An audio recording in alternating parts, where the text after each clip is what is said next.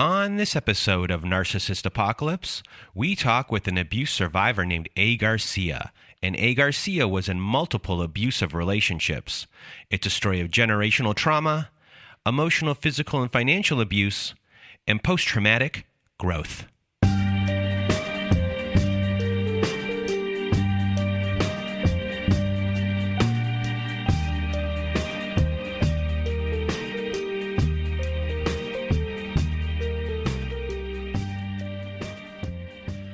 Welcome to Narcissist Apocalypse, everyone. I am Brandon Chadwick, and with me today, we have Agarcia. How are you? Above ground, thank goodness. How are you? I am doing well, and if you want to be a guest on our show like Agarcia is today, please do go to our website at narcissistapocalypse.com. Top of the page, there's a button that says guest form. When you click on that button, it takes you to our guest form page. Please do read all of the instructions and either send us an email at narcissistapocalypse@gmail.com or fill out our guest form and press the submit button. And today you are going to hear Agarcia's story, and this is a little bit unconventional from what we normally do. We're going to hear pretty much Agarcia's whole entire life, starting off, really this is a story of generational trauma to begin with. And it's also a story of self-discovery in all of the different types of abusive relationships that she had in between.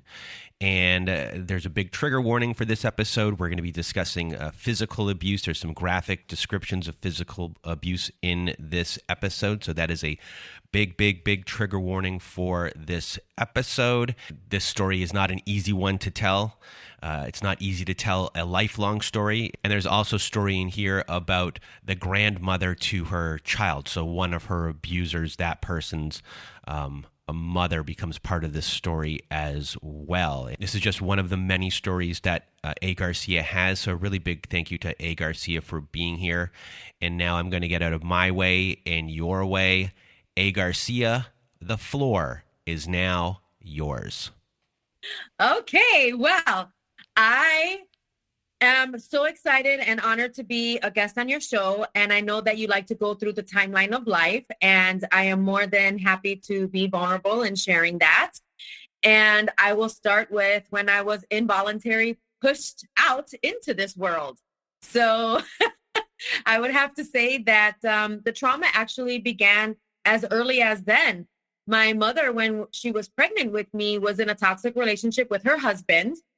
And, I was born into that environment. So I will share that about a year and a half, at the age of 1.5, my mother had left. She packed her bags and she left her husband. But when she left her husband, all she did was take her clothing. She did not take her children. That was me and my baby sister. So we were left in that environment that was too toxic for her and that she ran away from. So about 6 months after my mother's departure, my sister was diagnosed with cancer. And it was not long after she was diagnosed that, cancer took her life. Back then, they didn't have the technology or the research that they do today. And so my dad at that point was then left with a wife that left him, a baby, his baby girl that passed away, and then he's looking at me.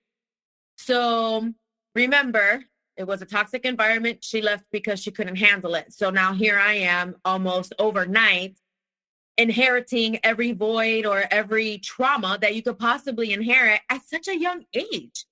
And the way that my dad coped with it was pretty much checking out. And when I say checking out, I mean like he worked third shift and slept all day. So there was minimal interaction as a young 20-year-old man in the world, still into partying, still into, hanging out and doing his thing. He was left with me. So in his mind, being responsible was providing a roof over my head, and that was about it. So, as an adult looking back, I could say that's how he was. That's just how he coped. He didn't know any better. Nobody really checked him on that. Back in the day, there was no such thing as mental help, get help, let's come together. It's more like figure it out, deal with it, all of that. So growing up, it was very lonely. I cried so much because I was like, how could a mother leave? How could a mother leave? And then it was so quiet. It was loud, like loud ringing in my ears because it was so quiet. And, as early as kindergarten, I walked to school both directions. Every now and then I would get a ride from somebody, but not very often. I walked most of the time. And at such a young age, I was craving a connection. And I knew that home wasn't a place for me to, receive what I was looking for. It was very instinctive. So this may sound crazy, but it's true. As almost, I would have to say, starting in third grade, I began going to the cemetery after school because my sister was buried closer than where my home was. So I would go to the cemetery after school, do homework, just lay across the grave, hang out, bond, feel like there was some sort of emotional connection there. I would have my conversations. I would have my crying. I would have everything. It was like a real weird bond that I was just having in my brain at the cemetery. As long as I was home before the lights went on, which was embedded in my brain, but it was like nobody was checking to see if I was home before the lights came on or not. So later, I figured that out and started, not caring if the lights were on or not. But I also, after school, signed up for every single program that they had to offer. Any after school program I signed up for because you didn't need parent signature for that stuff. And then I also signed up for things at the park, at the rec hall. Same concept. You didn't have to have a parent sign you up. You just showed up and you did your thing. So I made sure that I did everything to not be home. And, I also washed cars, pulled weeds, mowed lawns, cleaned houses, babysat, delivered newspapers so that I could go to the store and get bread and have peanut butter and jelly, milk and cereal at home. Again, my dad completely checked out, mom not around. And when, neighbors and friends, as I grew up, learned that I was, the only child and pretty much neglected by both parents, which is kind of not usual. Usually it's just one parent that's not around. But for me to have both parents not around, I was invited and welcomed into a lot of different homes, which to me, it's like today I say, oh, my mother abandoned me. She did her thing, but I was blessed with about 10 other mothers, and that's kind of how I coped as I got older. But staying in the adolescent years, my belief system conformed into this, like, I would have to say not bitter, but convinced. I convinced myself that if my mother could leave me, anybody could. So do not get close. Do not let anybody close. Guard yourself at all costs. Stay active. Do it, keep your mind busy so that you're not, reflecting or mourning or doing these things that make you sad.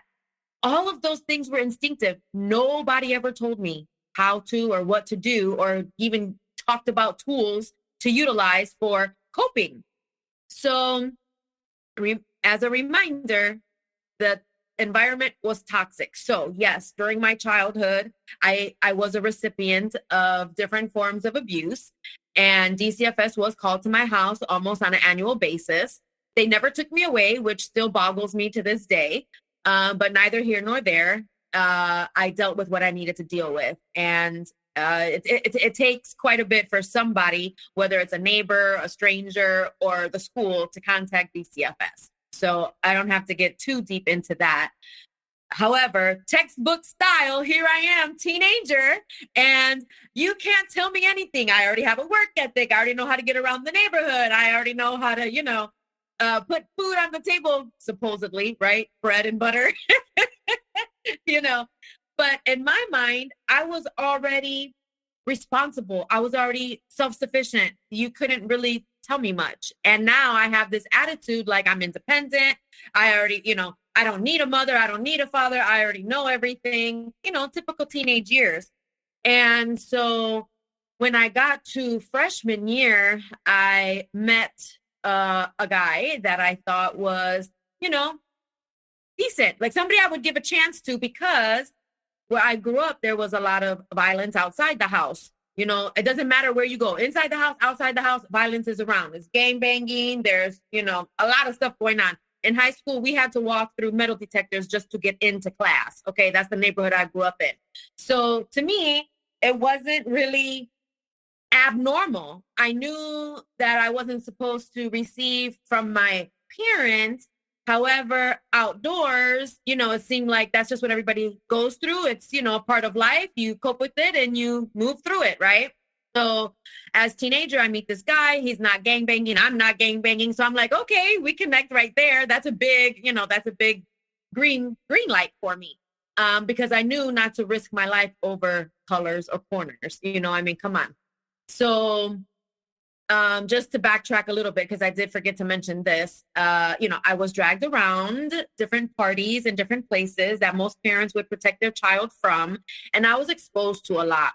So I already knew as teenager what I didn't want to get into, what I was definitely going to avoid. And, you know, although it was very traumatic as a child, I appreciate it because it saved me. I strongly believe it saved me from going down that road as teenager. And so, you know, this fine guy, and oh, he looks good. He's not about gangbanging. I could feel safe. Okay, great. You know, I end up dropping out of high school. I end up, you know, teenage pregnancy. And my goodness, we fought. We fist fought. Like, it was really bad. He was definitely the drill sergeant as it relates to those types of abusers. You know, it was almost like it was, I didn't realize it. And sometimes we don't realize it until we're out of it, because even when you're in it, you're just so bombarded with all these feelings and emotions and responses. And it's just so convoluted and nasty. And, you know, we were together for about 5 years. It took until I had my daughter to realize that I was not going to be the mother that I had. I was not going to be the father that I had. I was not going to let the person that I was with expose my daughter to what I fought so hard to get out of and be out of. And I was just not going to repeat those patterns. I wanted to be a better person. And it's really interesting because, you know, he also played the victim role a lot. You know, he didn't have a dad, and he was always depressed, and he was always trying to do and always have and make me feel guilty. And, you know, being like, I almost became a mother figure to him, very nurturing and serving. And it was a nasty cycle. So I packed my bags, and my daughter was in those bags.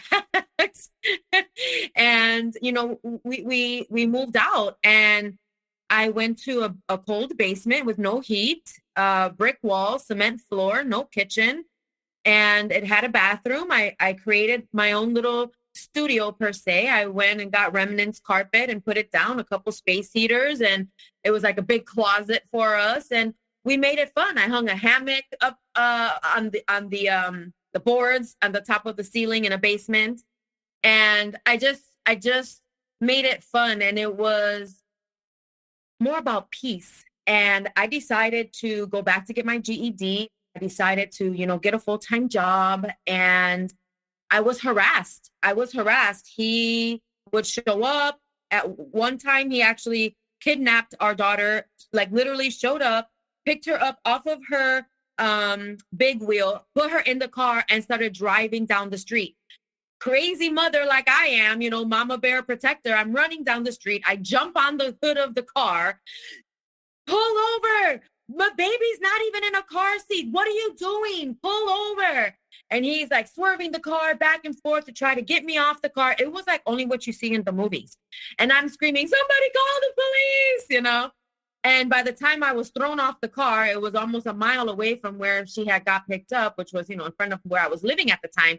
I'm running back, you know, my shoes are all like torn to shreds. And the police actually arrived just a few moments later, which told me somebody heard, which was great. You know, of course, I let them know what happened, and they went to go get my daughter, brought her back. And it was insane. That happened. It was very, very toxic and ugly. stop when I left. It continued. It was just a different style, right? So he ended up getting into trouble on the streets and ended up leaving the States, which I was like, okay, this is going to be awesome. That stressor is out of my life. And that's what I thought. And how ignorant of a thought, right? Because I didn't have a mother. I didn't have, my dad active in my life. So guess who I was stuck with? His mother. Oh my gosh. So at this point of your life, you're about to deal with this person's mom. You're 17, 18 years old. You have all the confidence in the world. That is not an issue for you. You're a confident person, specifically in your ability to do anything, because you've been doing everything for yourself your entire life. You go back to school to get your GED, you start working. Obviously, now you're a mom.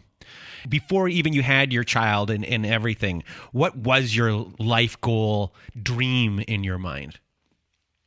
Well, I appreciate that question because I don't have a clear answer to that. I was always in survival mode. So it was day to day. What did I have to do for myself today? I really didn't ever get the opportunity to dream because my reality was real and I needed to survive on a daily basis, not just with food, but also where I lived. Getting home safe was, a big thing too.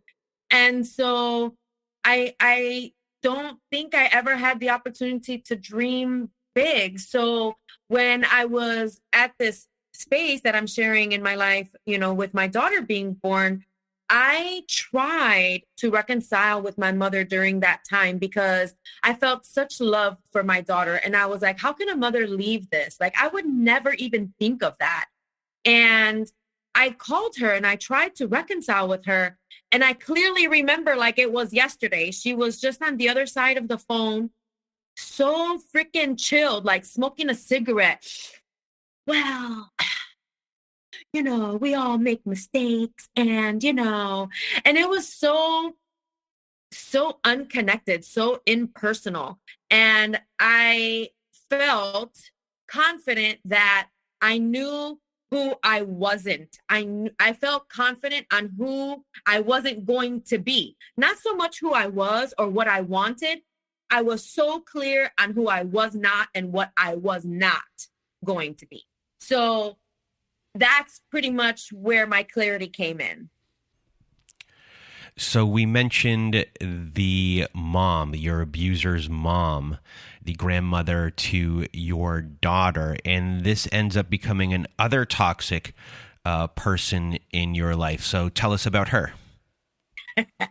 Well, the apple doesn't fall far from the tree is what I'm going to say there. So she actually started making me feel very insecure because there was something about her that I didn't realize until later. And in the beginning, it was, you didn't have a mom, so you don't know how to be a mom. I'm a grandmother. I have 5 kids of my own. I know what the baby needs. I know what the baby wants. Don't take her to daycare. Nobody's going to love her like me. I'm the grandmother, and it was semi-brainwashing because I was like, oh my gosh, she's right. I started freaking out. And this was also her first granddaughter, her first grandchild. So I didn't realize the type of manipulative woman this person was until my daughter was about, 4 or 5, because I'm in school, I'm working, I'm trying to get my life together. The dad's gone. So I'm happy that drama has dissipated. And, now I have an actual support system, somebody who does love my daughter, somebody I can trust with my daughter. But how many times I had to call the cops just to get my daughter back? I mean, like, it got sick. It was sick. It was like she felt like this was her daughter, not her granddaughter. Like she forgot that I was the mother. And because she kept telling me I didn't know how to be a mother, she probably convinced herself of that too. And therefore thought that, she could step in and take.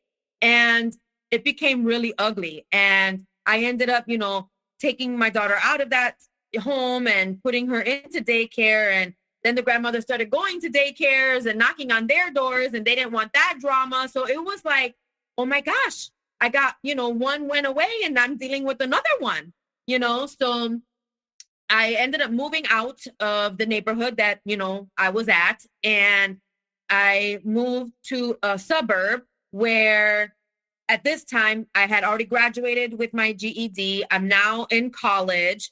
I found an area where I literally moved right across the street. I put my daughter into school at.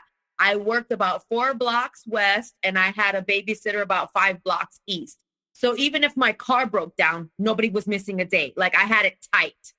And so at that point, I was like, freedom. I broke all the chains. I'm taking care of my kid.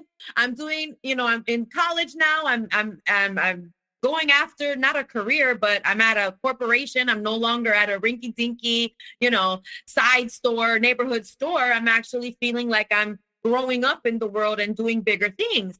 And then, of course, the grandmother shows up at the house, not the school or the job, but at least, pounding on my door at the apartment. And, you shouldn't be doing this. You should, like, if you're going to do work and school, you have to spend time with your daughter. It's so important to be there to drop her off and pick her up from school. Maybe you should work part-time and go on food stamps and, have the government help you. And I'm just like, oh my gosh, I did that when, she was first born because I didn't have the means. And, obviously because her son wasn't stepping up to the plate and helping out, I had to do that. But you don't do that. That's not a life career. Okay. So her, mindset was completely different than mine at that time. I'm trying to grow, expand, provide. And she just wants to keep me at the space or, the level that she's at.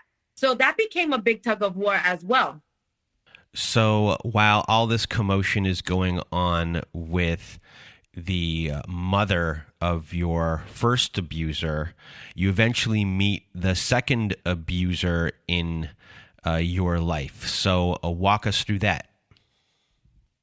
When my daughter was 8 years old, I met somebody else because I've been doing this on my own for, this long in life at that point. And I felt like, okay, I'll give this guy a chance, because I wasn't giving anybody else a chance.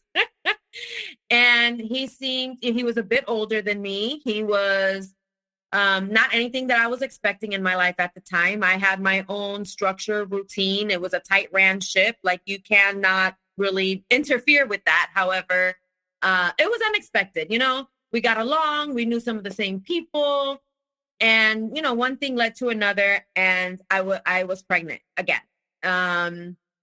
So we dated for about 1.5 years before I got pregnant. And during that time, during my pregnancy, he was offered a position in a different state, which he accepted. And we were not married at the time. And he said, listen, I have this opportunity. You can come with me if you'd want. I mean, we're expanding, we're having a family, or you could stay here if you want. I'll support it. I'll support whatever, you choose, which I appreciated. And I thought about it and I was like, the first success story when you come from a bad neighborhood is getting out of the bad neighborhood. And even though I had already moved to the suburbs, that really, that's just around the corner. It's not really out.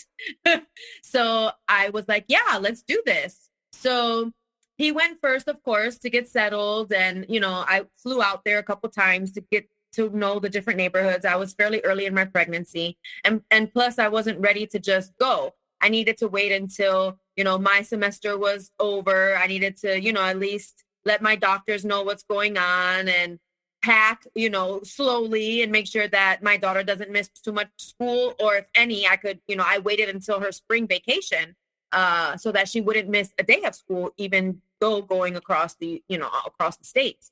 So I'm 7 months pregnant, driving over 1,000 miles to our new destination.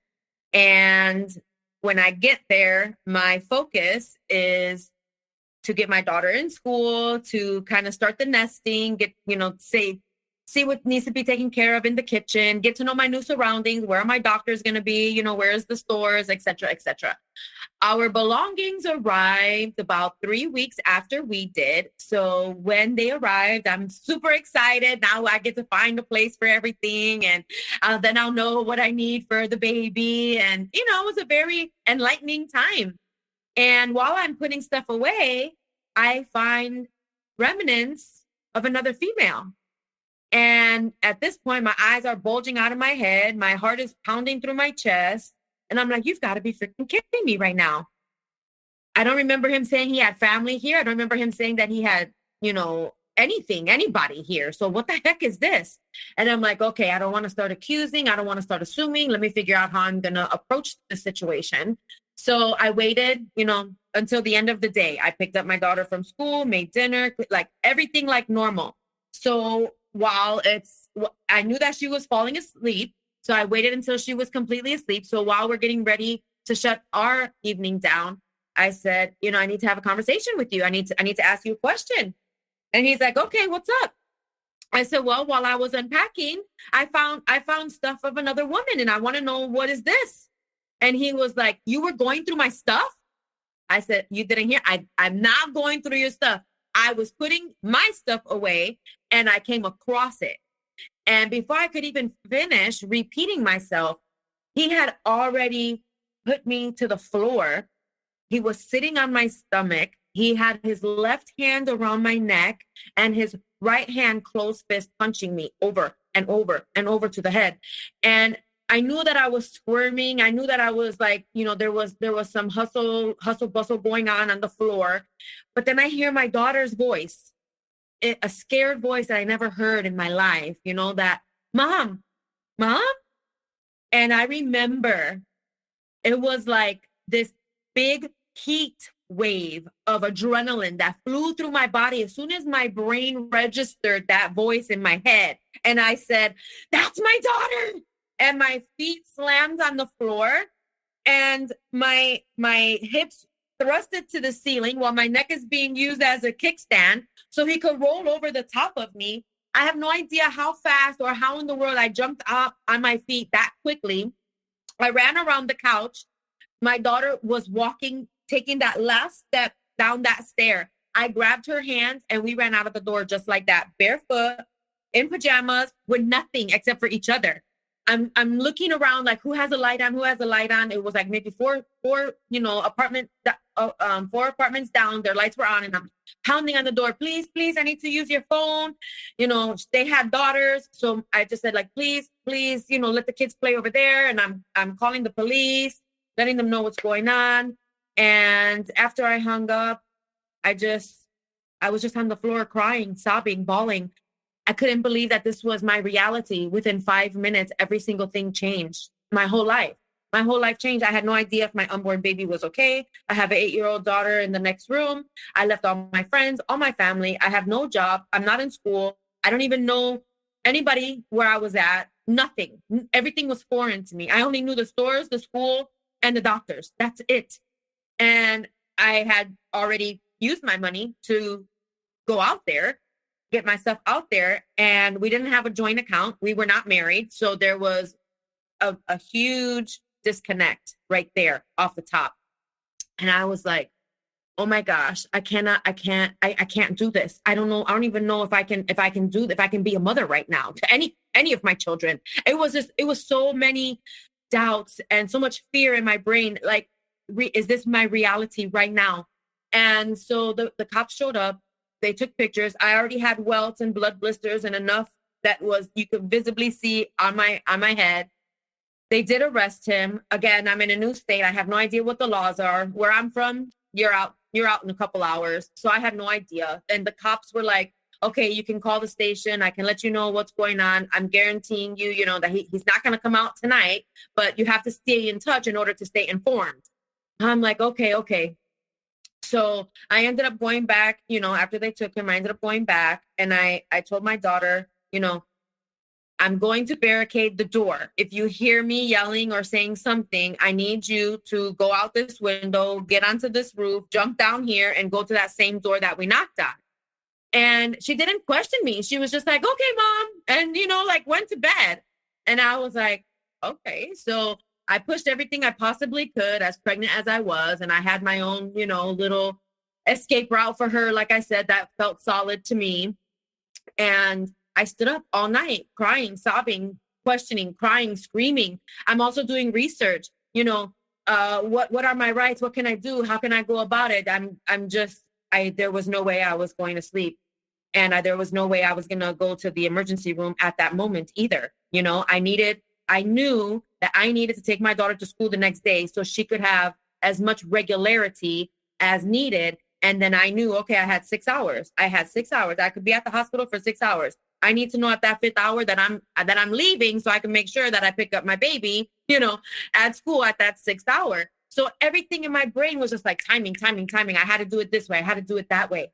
And, I did. I did do that the next day. When I did go to the emergency room the next day to make sure that my baby was okay, the doctor, of course, flagged me as high risk right there. I was 8 months pregnant. He said, you cannot go back home. You cannot fly. You cannot drive. You cannot take a train. And I'm like, holy crap, I'm stuck. Like stuck. Are you kidding me right now? So I also learned the hard way that there is no immediate assistance in that particular situation, meaning, shelters. I was not aware of what to expect. So I just tried searching for an opportunity to leave where I was at, but still have my own space because I'm about to bring a brand new baby in the world. And I don't want to be in a community center where this is just insane to me. Like, what am I going to do? So when I realized that I was stuck and I realized that there's not immediate assistance for safety, especially, in the condition that I was in or the environment that is needed, I figured a way to just be as resourceful as possible within, because like you mentioned earlier, my whole childhood has been of that. So I felt like I had the confidence to speak up and speak out. And I was not calling back home. I don't have back home. I left my apartment. I left my job. What was I going to go back to? Yes, I have friends, but I'm about to bring a brand new baby into the world. And per doctor, I am high risk. I already had transferred all my insurance stuff. Like there was no way. So I spent a majority of my time online and on the phone seeking other help. And I'll get to that shortly, but I want to share what I ended up doing. I ended up getting a restraining order right away. And, what's unfair about a restraining order is that when you serve the person with the restraining order, you're providing them your personal information. So that kind of defeats the freaking purpose. So I did go to the apartment complex. I went to the leasing office and I was like, this is my situation. Please take me off of the lease. I need to be removed completely off of the lease. And I'm encouraging listeners that if you're, in a situation or somebody who's in a situation, always encourage them to speak up and speak out as it relates to whatever their name is tied to, because every place has exceptions. And even though it's not easy to just have your name taken off of a lease, these circumstances that I presented in front of these people gave them the opportunity to speak to their management to see if there are exceptions. And my name was taken off the lease. So then I was like, okay, I have 45 days now to get out of here. So I had 45 days to figure out what was I going to do in this world with a brand new baby that I was getting ready to have in about 20 days. And it became the hustle and bustle of every day. My daughter was getting out of school on like June 8th. My son was going to be born on June 14th, planned C-section. And then I needed to figure out where were we going after he was going to be just 3 weeks old. So up until then, whatever I could carry and put into storage, that's what I did. Whatever I couldn't carry, it just got left behind or sold or given or donated. It didn't matter. I left the place clean. I was focused on getting what I needed for my kids. And during that time, again, no money, no job, no friends, no family, embarrassed to call home, embarrassed to let people know what was going on, just dealing with it on my own. During this time, I had to stand in line for food stamps. I had to stand in line for assistance, financial assistance. I had to stand in line for all of those things. And my electricity got cut off. I didn't have money to put gas in my car. And my electricity got cut off after I did a whole grocery shopping after I got the food stamps and filled my fridge up. I mean, I went through everything you could possibly think of that would be any person's nightmare during this situation. And so I ended up finding a room to rent, and it was all three of us in a room after I promised, the leasing office that I would leave and vacate the premise at that certain time. So it became survival all the time. Like every single day was protecting and providing and surviving. As soon as my son was born at that 3-week mark, I was like, okay, everybody knows is you have to get your first set of shots. After the first set of shots, they qualify for daycare. I need to get a job. I need to figure out what am I going to do. I have to get my life back in order. I already know I'm not going back home. Why would I go back home? That's where we have mutual friends. That's where where his probably family will run into me. Like, I want this guy to know nothing about me. I couldn't believe that he almost took my life, let alone his own unborn child's life. I didn't even know this creature anymore. And there were no signs ahead of time. He waited until I was 100% completely dependent on him, 100% isolated from everybody and everything I knew. I was not versed in this silent approach. So this was very devastating to me. I mean, complete devastation. And I'm not going to lie. I did cry and ask why for a very, what seemed to me a long time, probably not as long as maybe, it could have been, because I realized quickly, again, using childhood, crying and being emotional about things, wondering why did they do that? Why me? Why this? That doesn't move you forward. You cannot control anybody but you. So I had to get in front of the mirror. I did not even know about mirror work then. This is just something I did instinctively. And I'm literally talking smack to myself. What's your freaking problem? You know that you cannot, do this on your own. Why are you even trying? And then the next day, what's your freaking problem? You're not giving more than you can handle. You've been through so much in your life. Look at your daughter. Because your daughter is already 8 years old, you know that you can do this on your own. You wouldn't be blessed with a healthy baby if you couldn't do this on your own. Like, where's your faith? Where's your faith? Oh my gosh. I mean, like, talk about mental and emotional war zone within yourself. Oh, I was on the battlefield day in and day out, for sure. Not a question about that. So as I moved on and I stayed in touch with every organization possible as it relates to knowing the whereabouts of my offender. Meanwhile, I'm still calling 1-800 numbers to find help, assistance. I do want to relocate. I need to get the heck up out of that, area, because I knew that he was going to be released. And I want to share that I called over 1,000 1-800 numbers. It was not until 16 months of nonstop calling places that I was given an advocate. And it was from somebody that said, okay, let's connect these two. And when I was given that advocate, my life changed at that moment, because I shared what I needed, what was happening, what I wanted. And that advocate knew the state laws, the state programs, the organizations to help out. So I was able to take his name off the birth certificate. I was able to serve him while he was in jail. I was able to get myself out of that whole community, that whole area legally and safely, and relocated. Okay. Hundreds of miles away, but not ever back home. And when I say everything, I mean, like, we changed our social security numbers and everything. I took advantage of every single thing that programs offer for victims of domestic violence, survivors of domestic violence, to any extent possible. And if it was not for that advocate, I would say that I would not have been given that opportunity to have a second chance in life to provide for my kids in a safe manner. Because my whole thing was, I grew up not having to watch my back, even though I lived in a gang banging area. I did not have beef, and I didn't walk in fear like that. So now, later in my later 20s, oh my gosh, why am I doing this now for one person? But that one person almost took my life and my baby's life. So I had to accept that. So you found your way out of this abusive relationship, and now you're about to deal with picking yourself up, starting brand new. But your story with dealing with abusive people isn't over either. So walk us through this.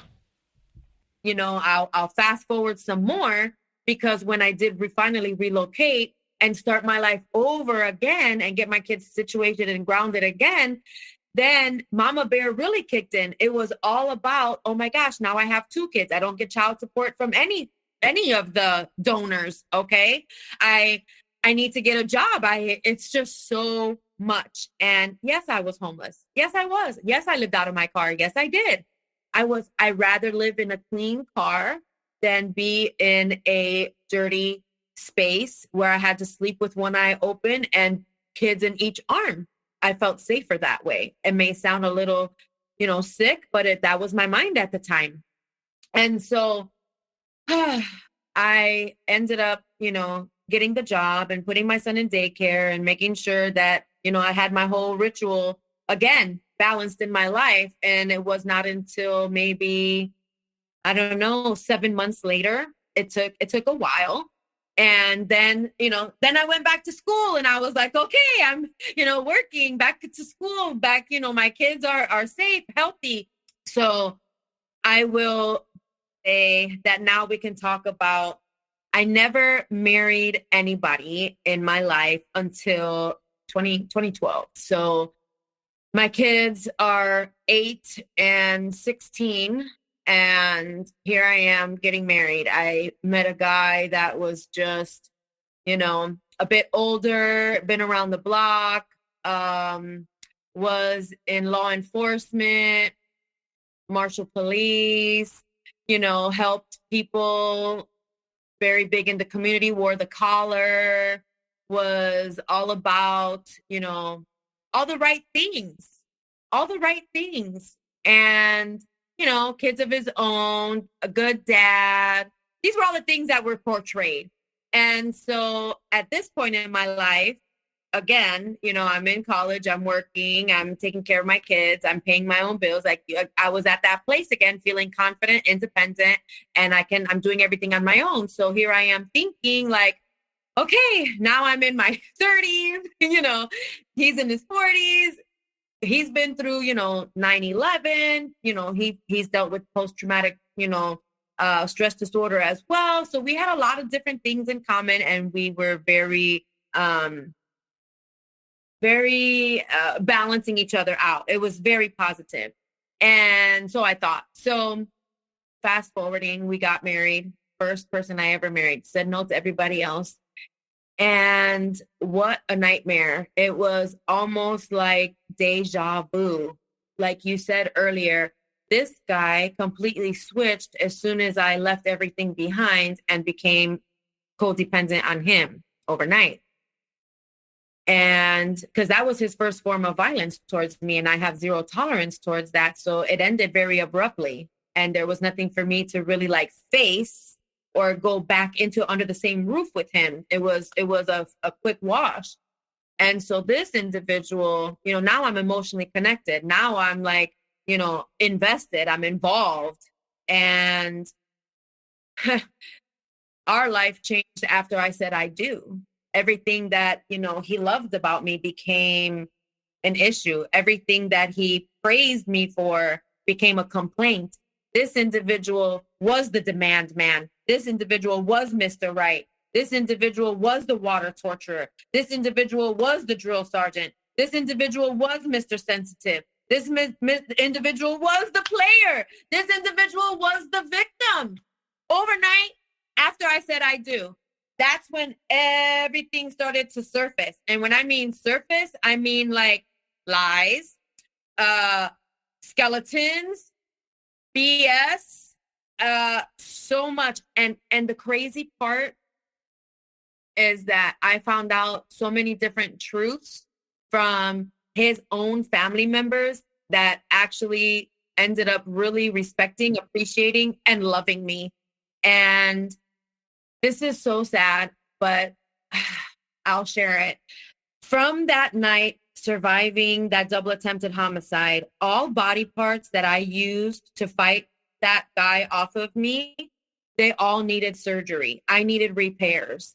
My neck, I had major neck surgery. My neck I had vertebrae that was herniated and bulging. My discs were completely out of place. And it was years that I felt this tingling going down my arm, but I didn't really associate it to anything. What the heck did I know? It was just weird. But then when it got to the point where stuff was falling out of my hands and I didn't have, sensation in my fingers, I went to the doctor. They knew right away, okay, let's take these x-rays. They were like, oh my gosh, what type of accident were you in? And I didn't have any. I was not in an accident. I had no trauma. I was not a sports fanatic. This was from that night. And so I had to have major surgery on my neck to the point where, I have bone marrow from my hips, in my neck now with a brace. And then my hips, I needed to have surgery on my hips because that's what was used to thrust him off of me. And 3 surgeries. I only have 2 hips, but had 3 hip surgeries. And so while I was recovering from my major neck surgery, my husband at the time, was getting on my case about why I don't have my wedding ring on. And I'm like, man, I'm still swollen from the surgery and the drugs. I'm still laying face down on a massage table because I can't even sleep proper at the moment. And before my surgery, I had found out that you stepped out of this marriage. So we have things to work on before we even get to that point of me putting the ring back on. So while we're going back and forth, he became verbally disrespectful, and I'm at a very vulnerable place. And I'm asking, are you sure? Are you sure you want to do this? And I ended up taking a bottle of Scope and splashing it all in his face. And this guy, remember, law enforcement, marshal police, well-respected guy in the community, very well tapped in. He called the cops, said he was in fear for his life, said everything that needed to be said. They came to the house and arrested me. Sick, fragile, still on drugs, 3 days out of the emergency room. And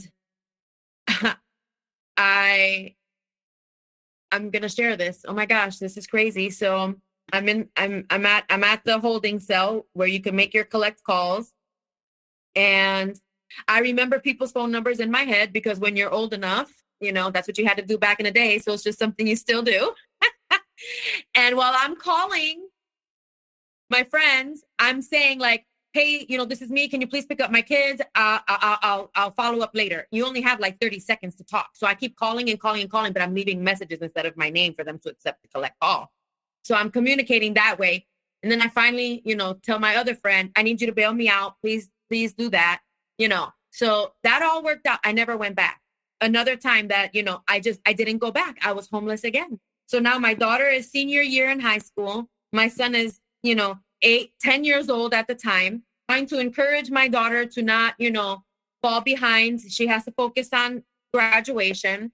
Meanwhile, I'm sick as heck, sick over the toilet, puking, throwing up, like days. It almost felt like days where I just couldn't sleep, or days that I was doing nothing but sleeping. They've never seen me in such disarray. Even though my whole life has been full of all these traumas, this was a significant point in my life because this is somebody I married. This is somebody I said yes. This is somebody I gave my all to.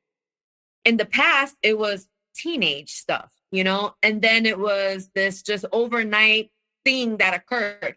This time, it was much different. And much different, but still similar. And even though I said I didn't want to be like my mother and I didn't want to be like my father, somehow I ended up repeating it because like my mother was pregnant with me in that traumatic, toxic environment. Here I was pregnant with mine in the same situation, So it was like, here I am now dealing with all these guilt while I'm still present and, mama bear.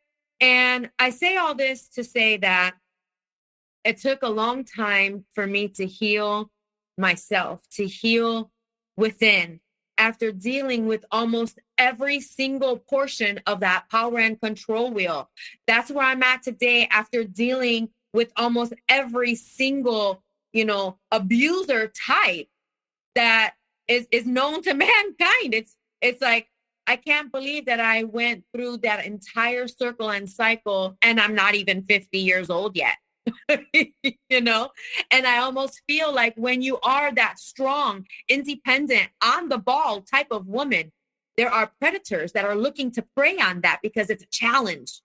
Because if you're that good, then that means it's a challenge. I can chip away at that, and that's how I felt this narcissist individual was. I felt that I was preyed upon. I felt that I was a checklist, a protocol, because this was the way that they maneuvered through life. He was successful in navigating through his life that way.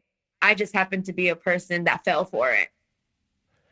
So when you had to go through the divorce, did you have any challenges in that way? One, because of the domestic violence arrest, and two, because at one point he was a Marshall police officer?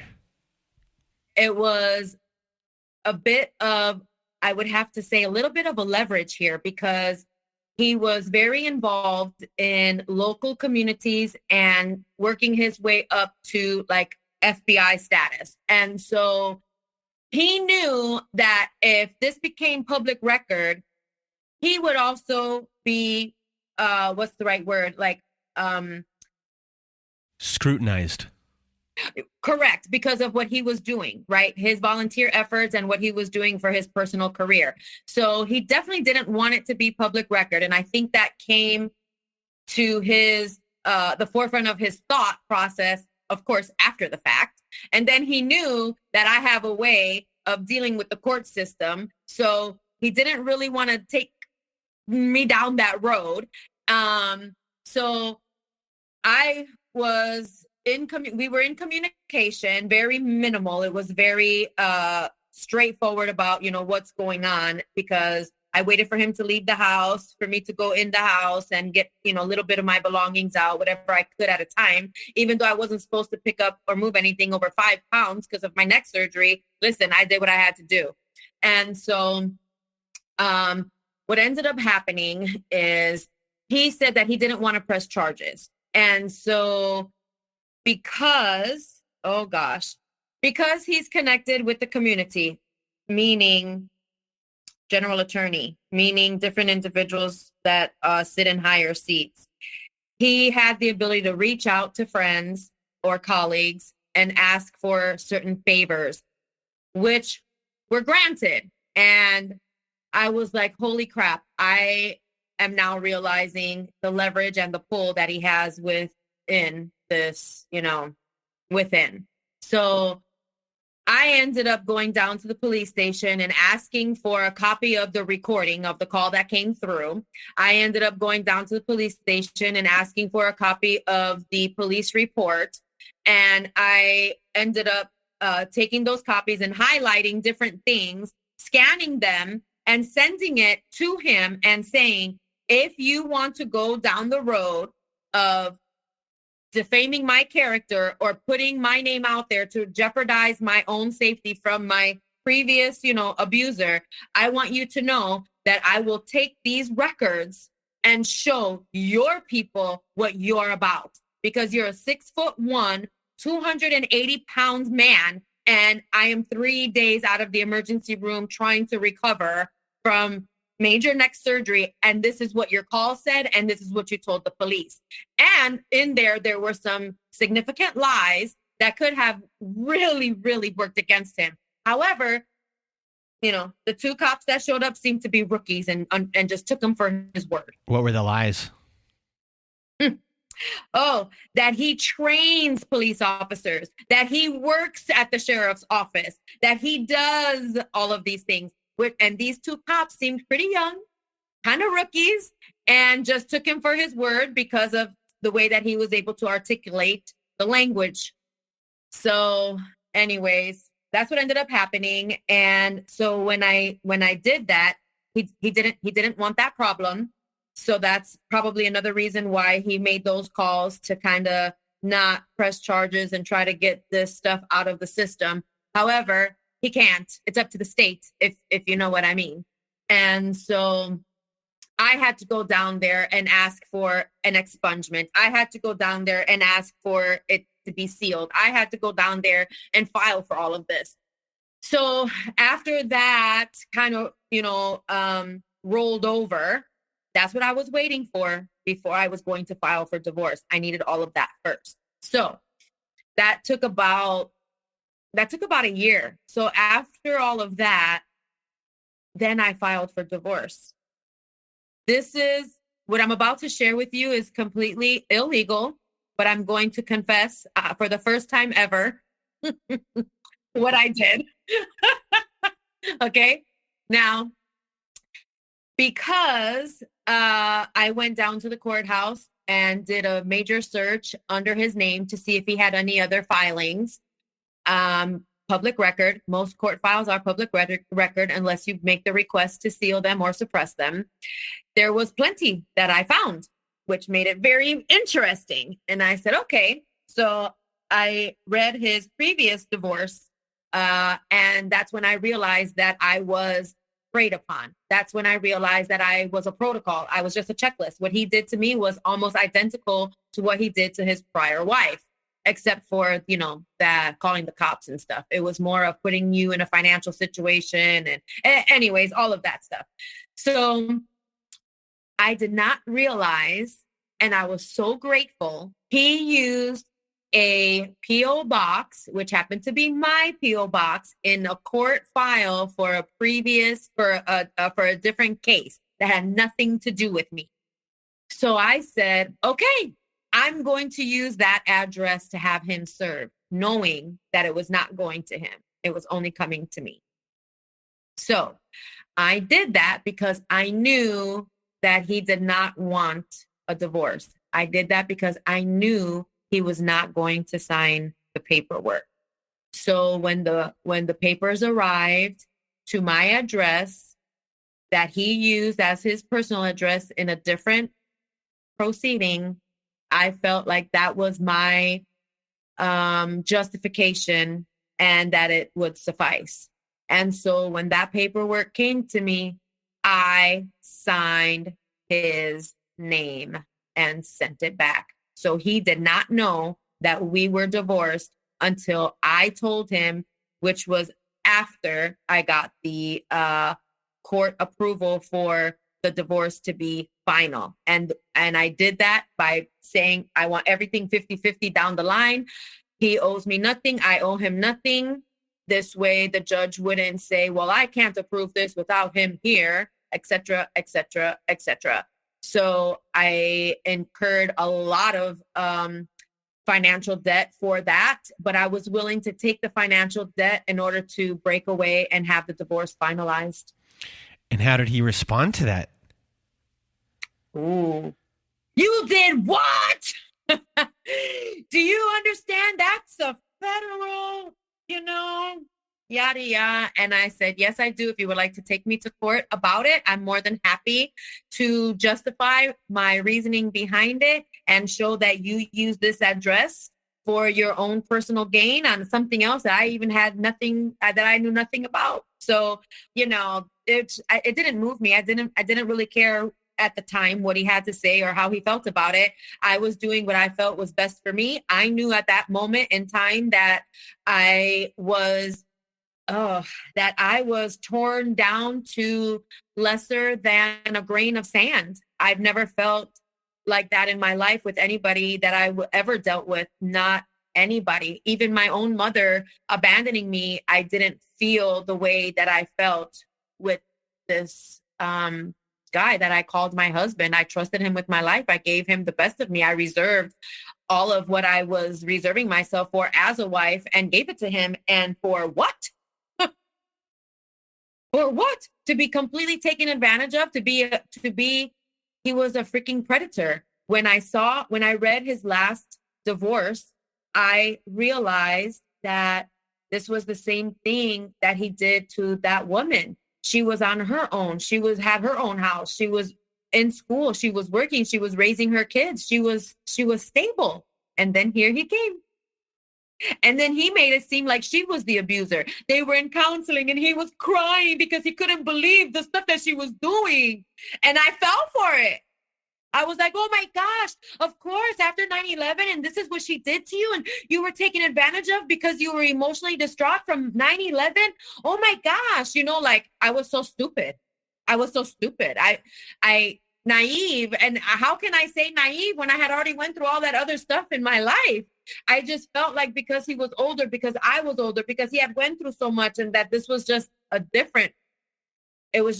just felt that it was different. But I'm learning it doesn't matter how old you are. If this is the way you get through life and you have gotten through life, then that's just who you are. So to help point out some things for people who might have gone through the same thing as you, can you give us some examples of how he phrased things so you would help him out financially? It was, during the marriage, I have bad credit. Can you open up a credit card? Can you take a loan out? Can you do this? Can you do that? It'll get reestablished together. Don't worry. I make 10 grand a month. I'll pay off that bill. I'll pay off that bill. And it just became an endless promise. And then it became like bare minimal payments because it was coming out of, my account, not his account, because we didn't have that joint account yet. And it was just like, holy crap. I believed him because we were married, but that does not mean that I should have, why didn't I learn from the last time that we should have a joint account, that I should be receiving that, this should be a credit card with both of our names, not just my name, I could be a co-signer, but it was just dumb. And then he was also doing that to me emotionally, when I'm telling you that demand, the Mr. Right, it was all of these things wrapped up into one person. So when it came to the demanding things and like the Mr. Right stuff, what kind of stuff was he saying to you? I know this because of my background. I know that because of what I've done in life. I know better because, even down to the spiritual part, because I wore the collar. This is the word. This is how it's used. You are supposed to submit to me. I am the husband. I am the man. I am this. I am that. You're supposed to do this. You're supposed to do that, because he knew the Bible, because he knew the word, because he wore the collar, because he's been through all of these different things in his life, because of the Marshall Police, because of working with witness protection, victims in the witness protection program, because it was all of these things that he knew. So he had all these demands and then the victim part of, oh, I know what it's like to suffer because of the whole 9/11 thing. And I don't want to take away from those people that really do suffer behind 9/11. It's just that he used that as a tool to manipulate emotionally. And the punishment that I would get would be like the silent treatment for days, or, slamming doors and acting mad and don't talk to me. And, and then it was like the gaslighting, putting the light on me, accusing me of things I would never even do, like complete character assassination. So to the point where I'm like defending myself. No, what are you talking about? No, like crying, like, that's not who I am. But let me show you. Let me prove to you. Let me, plead my innocence here, like making me feel guilty for stuff I didn't even do, while he's accusing me of doing things behind my back. He was actually the one. So it was like, it was projecting. He was projecting, but I didn't know. So it just,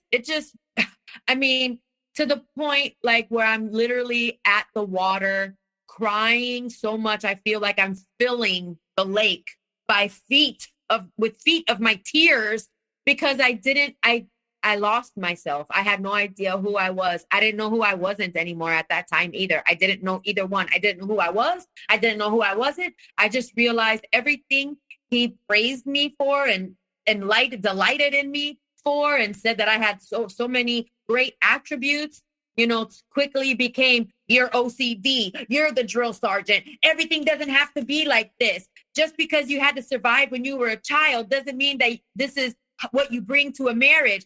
You have a companion now.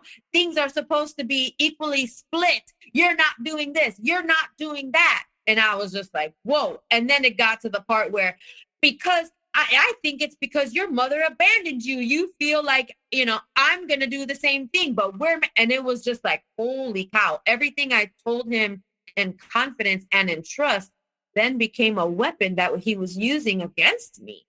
And I was like, whoa.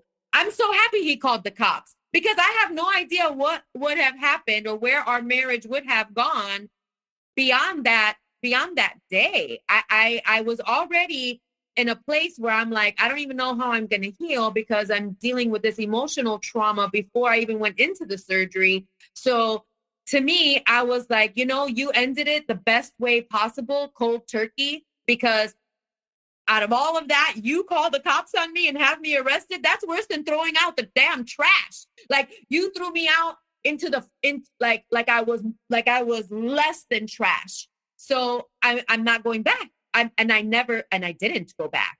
Again, I was homeless 54 days with my kids during that time frame. And looking back, that's the best thing and the best way it could have happened, because I have no idea what it may or could have escalated to, based on his abilities and, of course, mine. So when people hear the name of this show, which is Narcissist Apocalypse, and they read the tagline of the show, which is giving a voice to survivors of domestic violence, a lot of our show, especially when the show began, it was about telling stories, and it was about discussing the abuse and the experience of the abuse that you went through, and giving people language and validation for what they went through. But in my opinion, and everyone can have their own opinion about the show, but in my opinion, this show is also a show of self-discovery. So I know this is a big thing for you, self-discovery, and who you were, how you were raised, which is why we eventually started doing that kind of stuff on this show. And you mentioned your mom and your dad and the way they both were, and eventually you had a conversation with your daughter where, unbeknownst to you, your daughter's experience of you growing up was one of a protector of her, and she appreciated that. But something that she also said to you was that you were distant, and that is something that was probably very difficult for you to hear, and that is an understatement for someone to hear, especially when you've been surviving your whole entire life, continue to survive, and have done your best to raise your child in everything. So when it comes to your self-discovery, and when it comes to hearing that, how did you take what has happened to you and figure out, I guess, who you are, who you were, and reconciling everything that has happened? And I guess from that point, how do you view yourself and your future? And do you now think that you have a dream or a future in a way that you didn't when I asked you earlier when we started this chat that we're having? Okay. Yes. So as hard as that was to hear from my daughter, because of course that was my number one thing that I wanted to be different with as a mother, right? Because my mother wasn't physically around, and obviously emotionally was never. So I didn't want to be that, but hearing that from her, I had to accept it, because her feelings are valid. And I realized that, maybe I wasn't emotionally there because I don't know, or I didn't know how to have that emotional connection under such pressure of making sure that the protection and the providing requires, like, protecting and providing superseded emotion in my personal life.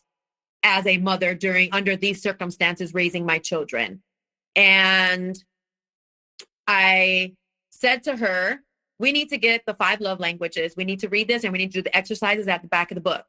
And we did. And she, in return, said, Mom, there's this 3-day seminar I want us to go to that I got, friends that went to and they raved about it. And I think we should do it. And that was hard. I don't think I'm not a crier. And I don't think I've ever cried as much in my life during those 3 days of this transformational workshop that we did together. I mean, not Kleenex boxes, okay, that I went through. And it was a really small crowd. There was only, I think, 16 people in total. And so it was like 12 hours a day. And it was very, very intimate and very deep. And we did not come out of that very strong. It took about 5 years of us working towards this. And at first, I was really upset just because I felt like I was being attacked. I didn't feel like I was being accepted, directly with my daughter. I felt like I was being just not heard.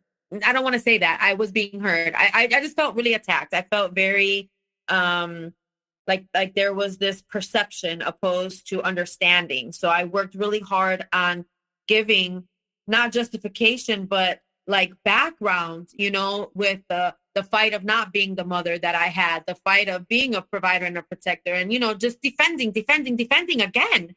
And it was very triggering. And so when I tried to give my daughter the love language that she needs in her life, when I tried to apply the tools and techniques that I used or that I learned from the workshop that we went through, she was like, I just feel like you're being sarcastic. I just feel like it's sarcastic. And I was like, okay, I'm really sorry you're feeling like my attempts are sarcastic. And I understand that you would see it that way because this is new to you. But what you're doing is pushing me away. And if you want the relationship that you say you want from me, you want the love language from me that you're seeking, you have to understand that it's my efforts. It's not sarcasm. It's my efforts being displayed here. Either you want them or you don't, because you're going to push me away. And it's easy to go back to what I know. I'm willing to work and do my best. What do you want, daughter? And she was like, it took her a while, but she became receptive because I was consistent. I am serious when I say that I want to break links and chains that has been generational trauma in our lives. And I want to be that one. And so today we're solid. We are solid. She moved, over 1,000 miles away. I did a great job because she's an independent woman. She doesn't call for money. She calls for knowledge. She calls for wisdom. She calls for motherly advice. She trusts where I'm coming from. She knows that what I have to offer is real life, not fairy tale. And I've never been that fairy tale mom. I've never been that sugarcoating mom. I'm in your face. I'm keeping it as raw and real as possible, even though it might be over the top. And I'd rather be over the top with the raw and realness than freaking sugarcoating crap. And you're dealing with the stuff I had to deal with. I want to prevent all that for your adulthood. And what do you want? What do I want? Well, I want a continuous solid relationship with both of my children. I want to make sure that I am giving them the mental health that they need in life to navigate through their traumas and challenges, to the point where even though they've had some uncontrollable things on my behalf, that the way they cope with it is a way that is a positive coping skill, that they don't have resentment and that they don't carry their baggage into their future. So I know that's really not more of what I want personally. That's more of what I want as a mother. I'm going to answer your question in a moment. I was in a life-threatening car accident about 18 months ago. I had only a 1% chance to survive. I literally was broken from head to toe. And I realized at that point in my life, me and the ceiling had many conversations, and I knew that I wasn't fighting for my life. I was too weak to fight for my life. I had a 1% chance of surviving. So this was a higher power fighting for me on my behalf. And I believe that my life was spared, that I was sent back to give back.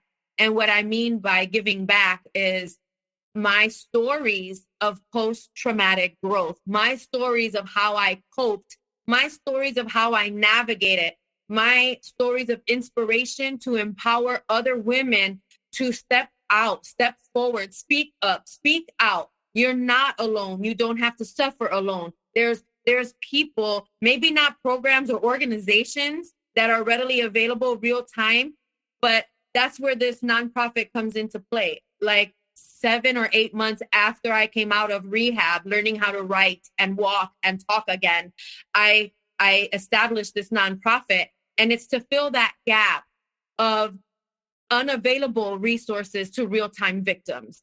And I started a for-profit, a coaching business. I'm a certified high-performance coach through Brendan Burchard. I had to find what resources were out there to truly get over humps in your life and inner critics that you self-sabotaging talks that you give to yourself. And I went through it not to give to anybody else, but to get through on my own, because it's cheaper to learn and become certified than it is to be a patient on the other side of the table, per se. So I had no intent on giving this outward or having programs and offering it outward. This was all inward for me. And then after my accident, I said, I need to take everything that I've done, all this boots on the ground wisdom, all this, hours spent in line and hours talking to, legal self-help centers and hours figuring out how to navigate through these systems on my own.